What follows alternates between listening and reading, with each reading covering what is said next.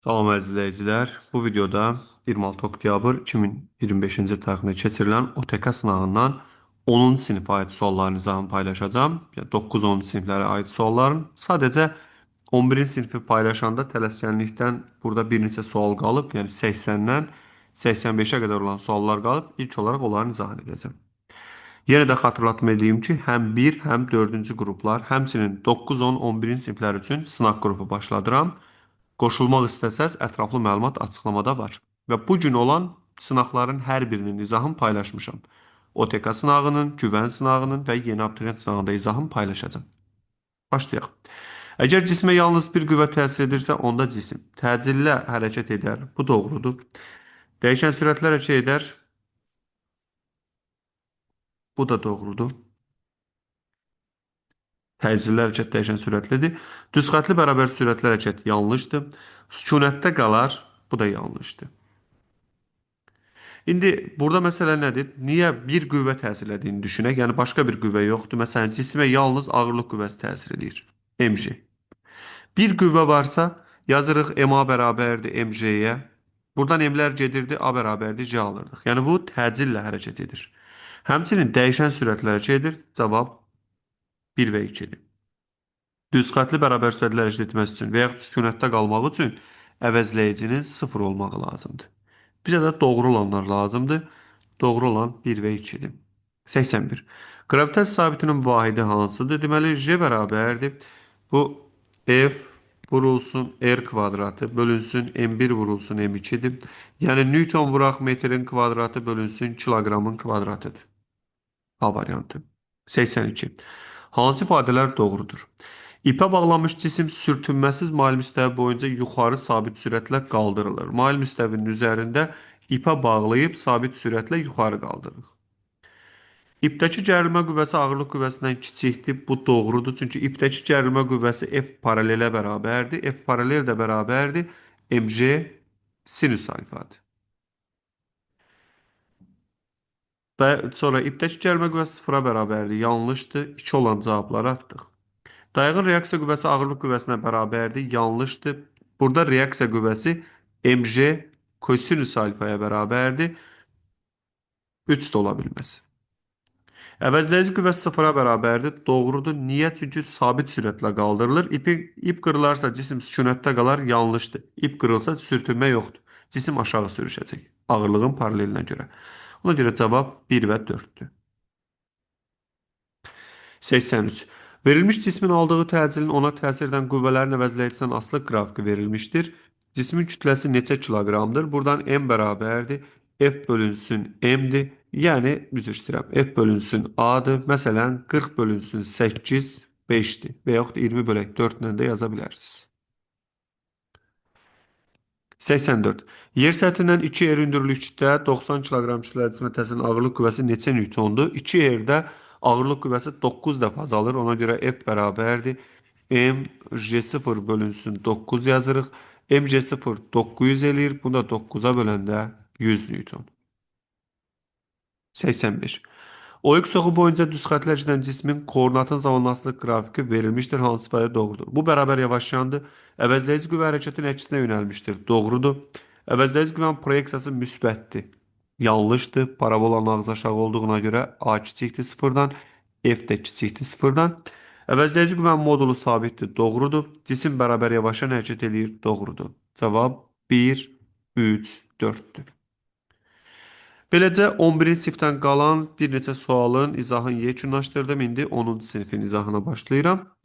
Deməli, sərbəst düşmə hərəkəti zamanı cismin buraxıldığı hündürlükdən asılı qrafik hansıdır? Sərbəst düşmə hərəkəti zamanının hər halda t bərabərdir. Kök altda 2h bölünsün j'dir. T h-dan kök altı düz asılıdır. D variantıdır. 62. Əgər B bərabərdir 2 radiyası A və B nöqtələrinin xətti sürəti, A və B nöqtələrinin xətti sürəti bərabərdir. Çünki qayışlı ötürmədə radiusdan asılı olmayaraq sürətlər eyni olur. Bunları fırladan eyni qayışdır. Eyni qayışa toxunduğuna görə A-nın sürəti nədirsə, B-nin sürəti də o qədərdir. 63. Xəttkeş vasitəsilə hansı fiziki cəmiyyəti ölçmək olmaz? Təcili ölçmək olmaz. Hündürlüyü ölçürük, yol, məsafə bunlar hamısı ölçülür. 64. Quyuya buraxılan daş 2 saniyə sonra onun dibinə çatır. Quyunun dərinliyi nə qədərdir? Havanın müqaməti nəzərə alınmır. Bu elə birinci sualdakı düsturdur. Buradan h bərabərdir. J t kvadratı bölü 2. Yəni 2 vurulsun 10 vurulsun 2'nin kvadratı 4 bölü 2. 40'ı 2'ye böləndə 20 metr. 65. Şəkildə 3 cismin yer dəyişməsinin proyeksiyasının zamanlaması qraf vermişdir. Cisimlərin sürətlərinin proyeksiyalarının modullar arasında hansı münasibət doğrudur? Modullar deyir. Üçüncünün sürəti ən böyükdür. 3 böyükdür 2-dən, o da böyükdür 1-dən. A variantıdır. Ya, bu bucağa görə baxa bilərik. 66. Cisim A nöqtəsindən hərəkətə başlayıb ABCA qapalı trayektoriyası boyunca hərəkət edərək yenidən A nöqtəsinə qayıtmışdır. Cismin getdiyi yol yer dəyişmədən neçə metr çoxdur? Başladığı yerə qayıdıbsa yer dəyişməsi sıfıra bərabərdir. Yolu tapanda A'dan B'yə gəlib 6 metr, buradan 8 metr və C'dən A'ya qayıdıb bu da 10'dur Pifagora görə. Yolu tapanda L bərabərdir 6 üstəgəl 8 üstəgəl 10. 24 eləyir. Yol yer dəyişmədən elə 24 metr çoxdur. 67. Aralarındakı məsafə 5 metr olan iki maddi nöqtə bir-birini F qüvvəsi ilə cəzb edir. Onlar arasında məsafənin 10 metr olduqda cazibə qüvvəsi necə olar? Nə qədər olar? 5 metrdən 10 metrə apardımsa məsafəni 2 dəfə artırdım. Məsafəni 2 dəfə artıranda ümumdünya cazibənin düsturu J m1 m2 bölək r kvadratıdır. Məsafə 2 dəfə artırsa qüvvət 4 dəfə azalır. 68. Müxtəlif radiuslu çevrələr üzrə eyni tezliklə fırlanan cisimlər üçün hansı ifadələr doğrudur? Müxtəlif radiuslu çevrələr eyni tezlik. Periyodları eynidir, bu doğrudur. Çünki periyod t bərabərdir 1 bölünsün n'dir. Periyod tezlikdən asılıdır. Əgər tezlik eynidirsə, periyod da eynidir. Bucaq sürətləri eynidir, bu da doğrudur. Çünki omega bərabərdir 2 pi böl t ya da 2 pi n'dir. Mərkəzi qaçma təcili eynidir, yanlışdır. 3 olan cavabları atırıq. Cavab 1 və 2-dir. Niyə təcilləri eyni deyil? Çünki radius müxtəlifdirsə A bərabərdir 4 pi kvadratı n kvadratı r. Radius müxtəlif olanda təcil də müxtəlif olur. 69. Cismin koordinatın zamanlaslıq qrafik verilmişdir. Cismin hərəkət istiqaməti neçə dəfə dəyişib? Koordinatda istiqamət dəyişməsin bu döngələrə görə baxırıq. Baxıram x ox istiqamətində gedirdi. Burada dayandı. Bu 1. Qayıtdı x oxun əksinə. Burada dayandı. Bu 2. Getdi x ox istiqamətində. Burada dayandı 3 və qayıtdı x oxun əksinə. İstiqamət 3 dəfə dəyişib. 70. Cismə təsir edən əvəzləyici qüvvənin qiymətini 4 dəfə azaltdıqda onun təcilinin qiyməti 0,5 olmuşdur. Cismin başlanğıc anda təcili nə qədər olmuşdur? Əgər qüvvəni 4 dəfə azaldıramsa, təcil də 4 dəfə azalır. Çünki A bərabərdir. F əvəzləyici bölünsün M-dir. Yəni 4 dəfə azalıb, onda belə yazıram. A1 bölünsün 4 bərabərdir 0,5-dirsə, deməli A1 olur 2. D variantı. 71. Şəkildə düzxətli bərabər təcillə hərəkət edən cismin sürətinin zamandan asılı qrafik vermişdir. Cismin təcilini tapın. A bərabərdir. V çıxılsın V0 bölək T, yəni 30 çıxılsın 10 bölünsün 8. 20 bölünsün 8, 2,5. 72. Cisim 100 Newton əvəzləyici qüvvənin təsiri altında hərəkət edir. Cismin koordinatın zamanlılığı bu şəkildədir. Cismin kütləsini təyin edin. Deməli, burada təcillə baxıram. Yəni, A t kvadratı bölü 2-nin yerində nə durub? 5t kvadratı. A bölü 2 5-dirsə, A bərabərdir 10. A 10-dursa, buradan M-i tapanda M bərabərdir. F əvəzləyici bölünsün A-ya. F əvəzləyicinin yerinə 100, A-nın da yerinə 10 qoyuram. Cavab olur 10. 73. Cismi göstərilən trayektoriya üzrə hərəkət edərək A nöqtəsindən B nöqtəsinə 3 saniyə, B nöqtəsindən C nöqtəsinə 7 saniyə gəlib, məsafələr verilib cismin orta sürətini tap. Orta sürət tapanda ümumi yolu ümumi zamana bölürəm. Ümumi məsafə 20 üstəgəl 10-dur. Zamansa 3 üstəgəl 7-dir. 30-u da 10-a böləndə cavab olur 3 metr bölək saniyə. 74. Yerdəyişmə vahidini dörtmə tezliyin vahidinə vurduqda hansı fizik cəmiyyət alınır? Yerdəyişmənin vahidi metrdir. Dörtmə tezliyin vahidi 1 bölü saniyədir. Vuranda verir sürəti. 75. Aralarındakı məsafə 300 metr olan iki avtomobil uyğun olaraq 20 və 30 sürəti ilə qarşı-qarşıya hərəkət edirlər. 4 saniye sonra cisimler arasında mesafe neçə metr olar? Öncə əks olduğuna görə sürəti tapıram. Nisbi sürət tapanda V2 bir bərabərdir. V1 üstəgəl V2. Bunları toplasam 20 üstəgəl 30 bərabərdir 50. Sonra neçə saniyə? 4 saniyə. Buradan T bərabərdir 54 olduğuna görə ikisinin getdiyi yol 50 vurulsun 4. Bu da verir 200. Aralarında başlanğıcda nə qədər vardı? 300 metr. 200 gediblərsə, deməli 100 metr məsafə qalıb. 76. Saatın saat əqrəbi bir tam dövr etdikdə dəqiqə əqrəbi neçə dövr edər? 12 dövr edər. Çünki saat əqrəbinin periodu 12 saatdır. Dəqiqə əqrəbi isə 1 saatdır. 77. Cisim X oxu istiqamətində hərəkət edir. Cismə təsir edən əvəzləyici qüvvənin zamanlastıq qrafiki necə olsa, cisim X oxu istiqamətində bərabər yavaşdan hərəkət edir. Deməli, yavaşdan hərəkət eləmək üçün qüvvə hərəkətin əksinə olmalıdır. Bərabər yavaşdan olduğu üçün bu qüvvənin dəyişdiyi halları atıram. Qüvvənin sıfır olduğunu da atıram. Hərəkət X oxu istiqamətindədir. Yəni V0 böyükdür sıfırdan. Yavaşdan olmaq üçün Fx kiçikdir sıfırdan olmalıdır. Bu da A variantıdır. C halında isə yeyinləşir. 78. Kütləsi 500 qram olan cismin sürətinin proyeksiyası bu şəkildədir. Cismə təsir əvəzləyici qüvvəni tapın. F əvəzləyici bərabərdir MA-dır. M-in yerinə 500 qram 0,5, A-nın yerinə də 3, 0,5-i 3-ə vururuq, cavab olur 1,5. 79. Düz xətlər hərəkət cismin yer dəyişməsinin proyeksiyası zamanlastıq qrafiki verilmişdir. Cismin sürətinin zamanlastlığını çəkir. Bu cisim X oxu istiqamətində yeyinləşir. Uyğun qrafikdə B variantıdır. C variantı düz xətli bərabər sürətlidir. Y variantı yavaşlayandır. Burada yeyinləşən hərəkətin qrafikidir bu. 80. Avtomobil 72 km/saat sürətlə bərabər sürətlə hərəkət edir. Saatın dəqiqə əqrəbi 2 tam dövr vurduğu müddətdə avtomobilin getdiyi yolu hesablayın. Dəqiqə əqrəbinin periodu 1 saatdır. 2 tam dövr vuranda deməli T bərabərdir 2 saat deməkdir. Və S bərabərdir VT-də. V-nin yerinə 72 çevirmə eləmirəm kilometr böl saat. Zamanın yerinə də 2 saat yazsam saatlar ixtisar gedir. Cavab olur 144 kilometr. 81. Sükunət halından hərəkətə başlayan və düz xətli bərabər tezləcədən cismin yer dəyişməsi AT kvadratı bölü 2 düsturundan tapılır. 82. Avtomobil bərabər sürətlə hərəkət edərək 20 saniyə ərzində 300 metr məsafə getmişdir. Sürətin zamanlı asılılığını çəkin. V bərabərdir S bölü T. 300 bölünsün 20. Bu verdi 15. Sürət sabitdir. B variantı.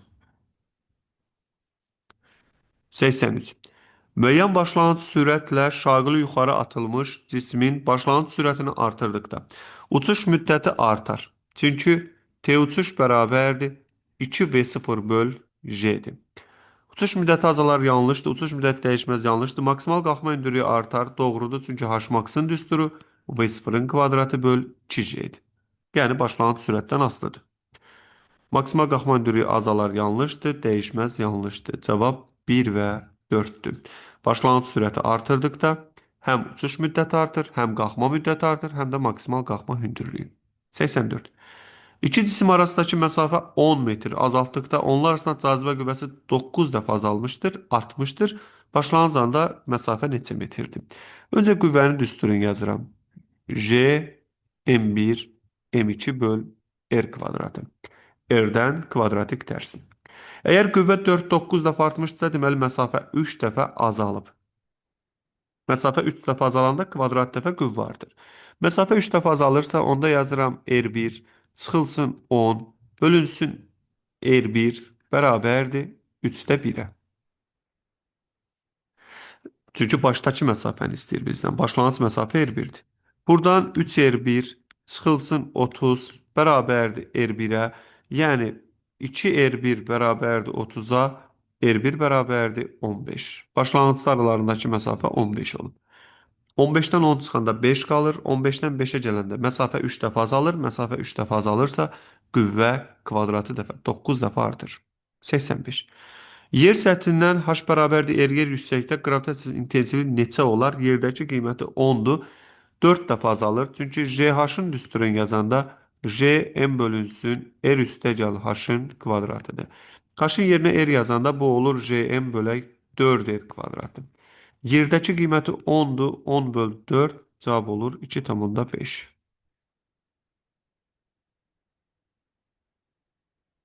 86. Kütləsi 200 qram olan cismə təzən ağırlıq qüvvəsi neçə newtondur? Ağırlıq qüvvəsinin düsturu F ağırlıq bərabərdir mg'dir. 200 qram 0,2 kiloqramdır. Vurulsun 10 cavab 2 newton. 87. Uyğunluğu müəyyən edin. Cismin təcilin x oxu üzrə proyeksiyası müsbətdir. Təcilin x oxu üzrə proyeksiyası müsbətdirsə, bu sürət qrafiki yuxarı gedən hala aiddir.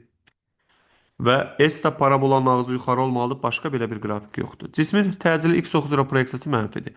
Təcilin proyeksiyası mənfidirsə, bir bu hissəni götürək. Bir də burada var. Müsbət olduğu.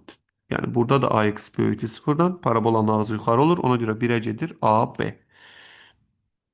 Təcilin x oxu üzrə proyeksiyası mənfidir. Bu A bərabər yerləşəndir. B-də isə x oxunun əksinə yavaşayandır. Sən bunu sürət qrafikinə keçəsi olsan bu şəkildə olur. V qrafik yuxarı gedirsə təcil müsbətdir. Deməli, bu hissədə parabolanın ağzı aşağı olduğuna görə A kiçikdir sıfırdan, ona görə D getdi bura. Təcil sıfırdır. Bu isə C və Y variantıdır. Deməli, 1-ə getdi AB, 2-yə getdi D, 3-ə C, Y variantları. Çatdıq situasiya sualına. Cisim V0 bərabərdir 30 metr bölək saniyə başlanğıc sürətlə 200 metrdən şaqıl yuxarı atılmışdır. Havanın müqaviməti nəzərə alınmır. Cismin maksimal hündürlüyə qalxma müddətini tapın. Yəni T qalxmanı tapacağın. Buradan T qalxma bərabərdir. V0 bölünsün J'dir. V0'ın yerinə 30 bölünsün J, yəni 10 cavab olur 3 saniyə. 89. İkinci saniyənin sonunda cismin sürəti nə qədərdir? Sürətini tapanda V bərabərdir. V0 çıxılsın JT. V0 30'dur. Çıxılsın 2 vuraq 10. 30'dan da 20'sini çıxdıq qaldı 10. 90. Bütün yolda cismin orta sürətini tapın. Öncə bütün yolu tapmalıyam. Deməli cisim şaqıl yuxarı atılıbsa, buradan 200 metrdən atılıb. Öncə bunu burada təsvir edeyim. 200 metr buradadır. Cisim yuxarı qalxacaq Hmax qədər. Düşəndə isə bunu ümumi düşəcək. Və öncə ümumi uçuş müddətini tapmalıyam. Hmax-ı tapanda Hmax bərabərdir. V0'ın kvadratı bölü 2J. V0 30'dur. Kvadratı 900 bölünsün 20. Bu verdi 45. Amma cisim 200'dən başlamışdı. Ona görə ümumi H-ı tapanda 200 üstəgəl 45. Bu verir 245.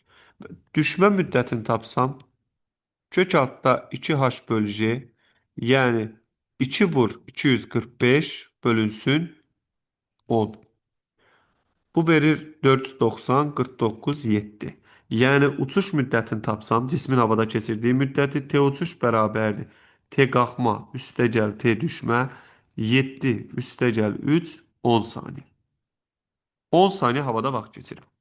Bəs getdiyi yol nə qədərdir? Yolu tapanda baxıram ki, Hmax qədər qalxıb və o biri H qədər, yəni 245 qədər düşüb. Ona görə 45 üstəgəl 245, bu da verir 290 metr.